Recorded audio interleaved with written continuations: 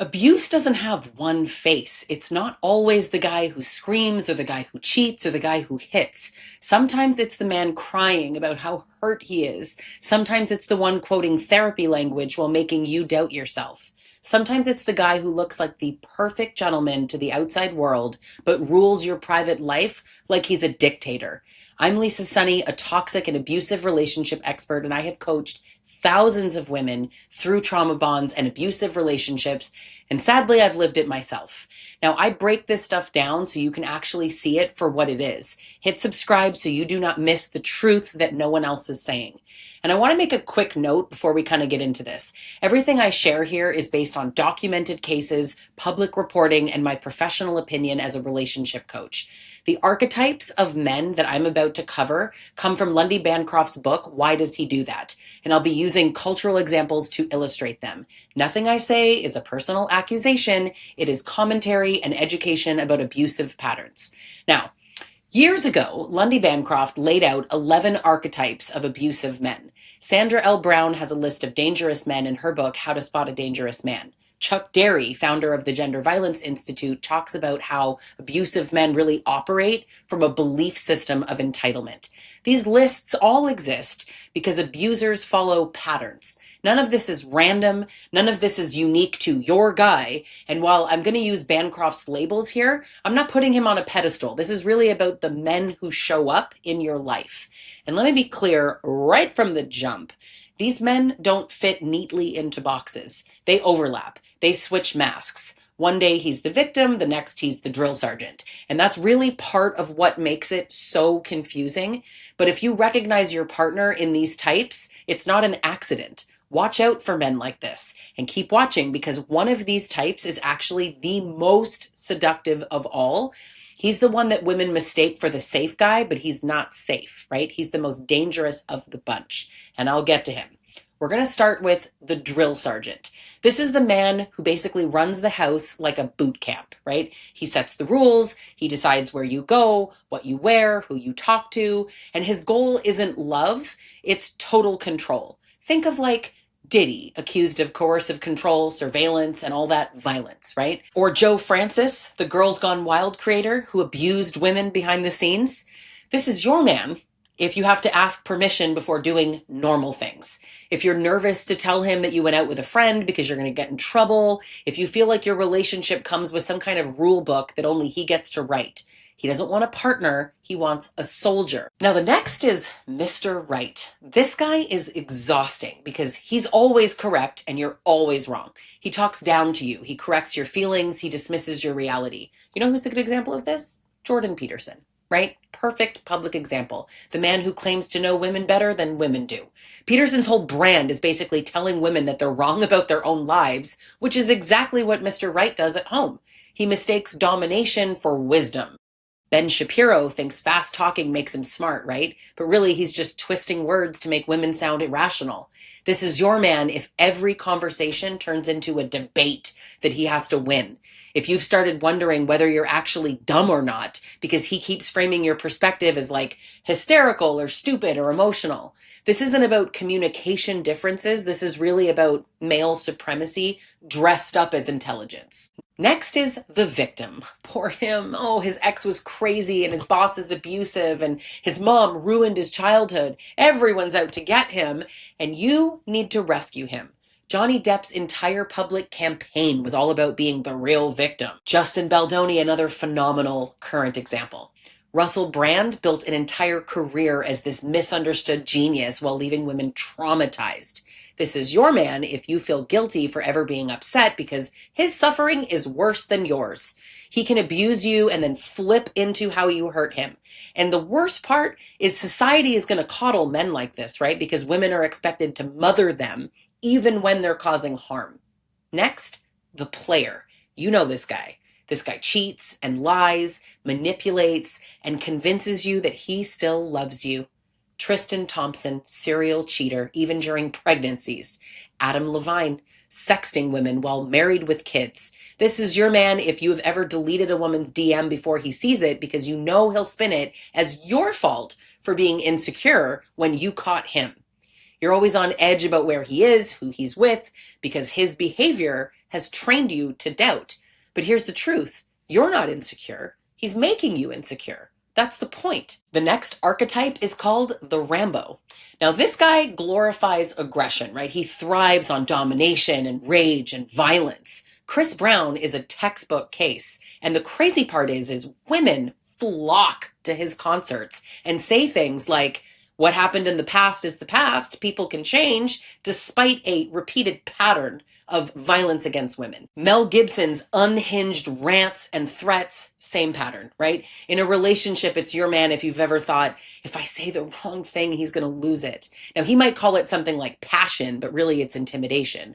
And sometimes it's the guy at home who slams doors and punches walls and calls it blowing off steam or says, that's just how I am. Honestly, he likes being feared. And here's the cultural piece, right? Men like this are often celebrated as alpha males. Aggression gets excused as masculinity, but he's not masculine, he's abusive. He's Andrew Tate, but he's also the guy who isn't famous for it, but just as terrifying behind closed doors.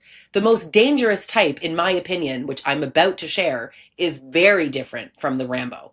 Keep watching because I'm almost at the worst one, okay? Next is the water torturer. This one is kind of subtle. It drives you insane because nobody else sees it. He erodes you slowly and calmly. It's always just like a little twist of the knife, right? You're just a little bit wrong, just a little bit. It's not always noticeable. It's very covert. Laura Cleary's ex, Stephen Hilton, showed this, right? Quiet cruelty behind closed doors. And then there's Hollywood golden boy, Armie Hammer, accused of manipulative, coercive patterns, right? Not just overt violence. This is your man if you leave arguments confused and doubting your memory and apologizing for things you didn't even do. His abuse is never loud, but it is calculated, right? He doesn't need to scream. He just needs to make you question yourself until you hand him the power. Next is the terrorist. Now, this is extreme, right? This guy is threats and stalking and making you believe that he could if you leave, right? O.J. Simpson, good example. Phil Spector, convicted of murder and years of terrorizing women. In a relationship, this is your man if you've ever thought, if I leave, he is going to unalive me. And here's what people get completely wrong, right? Women in these relationships, they're not too weak to leave. They're actually making calculated choices about survival. Fear doesn't always look like shaking in a corner. Sometimes it looks like cooking dinner with a smile so he doesn't explode on you. Next, you've got the mentally ill or substance excuse maker, right? This is the guy who's like always got his get out of jail free card in his pocket. He's not abusive, he just drank too much. He's not controlling, it's his anxiety, it's just his insecurity.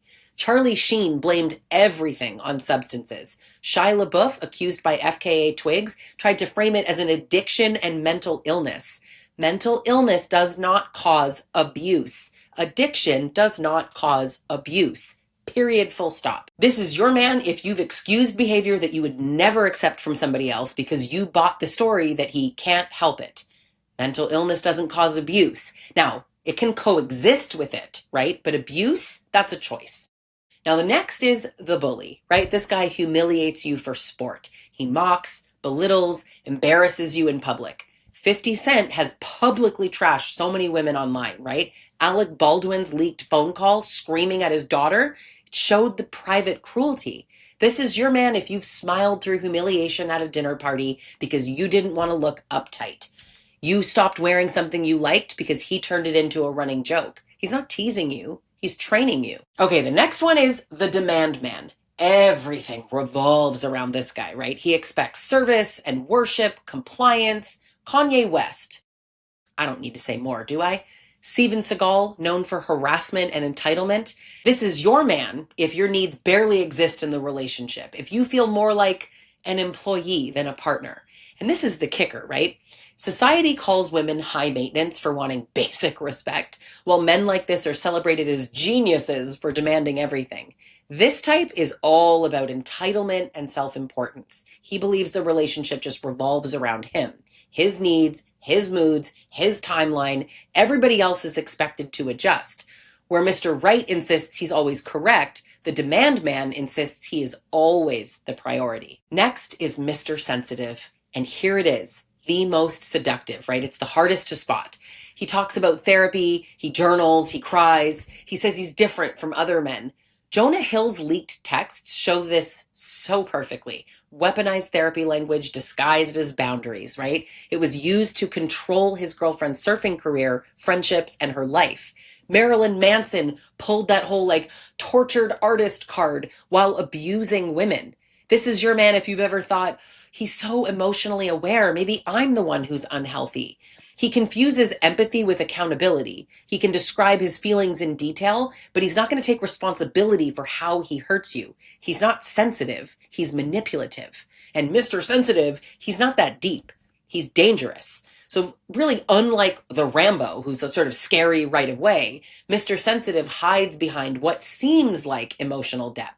But women stay longer with a man like this because they think he's trying or he's different. But he mirrors the very things that women often wish that men would do, like talk about feelings and be vulnerable and engage with therapy. But instead of using these tools to build connection, he flips them to get compliance.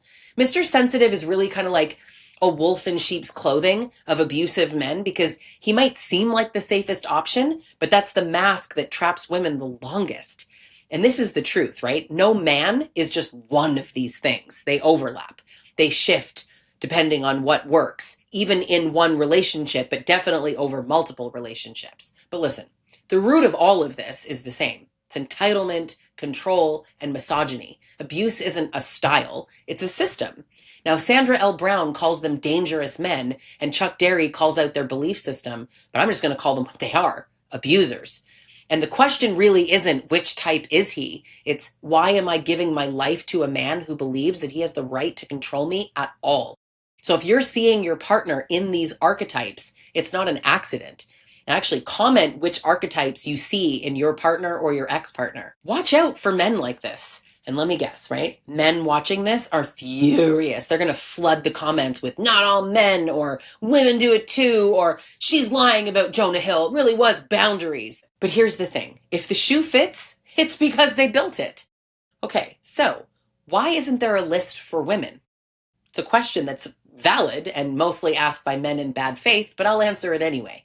There isn't an equivalent list for women because women's abuse doesn't operate the same way. Male violence against women is systemic. It's backed by patriarchy and entitlement and an entire culture that normalizes men's control. Women can absolutely be abusive, but the numbers don't compare. Men are far more likely to use coercive control, serious violence, and homicide in relationships, okay? So when women lash out, it is often more reactive or defensive, and it's not a whole system of domination. It's a provable fact, what I just said, that women are more likely to be reacting. And men will hear, oh, so women are just reacting to men? Women are more likely to be reactive, and women can still be abusive for the purposes of power and control. It's just not as frequent, not as harmful, not as often, and typically not just because you're a man, where violence against women by men is because they are a woman. That's the difference. And look at the language, right? Men don't actually need archetypes for abusive women because society already calls them crazy and psycho and toxic and bitter and old, single moms, right? Meanwhile, men's abuse has been minimized and hidden and excused for so long that experts literally had to spell it out in lists like this for women to even recognize what was happening to them. So no, this isn't about both sides. Take your false equivalencies somewhere else. Abuse is patterned, predictable, and overwhelmingly male-driven. If you think that those facts make me or any other woman a misandrist, go kick rocks and learn something. If you want to argue, go argue with your mom. Anyway, don't forget to subscribe and drop a comment. Which of these archetypes have you dealt with?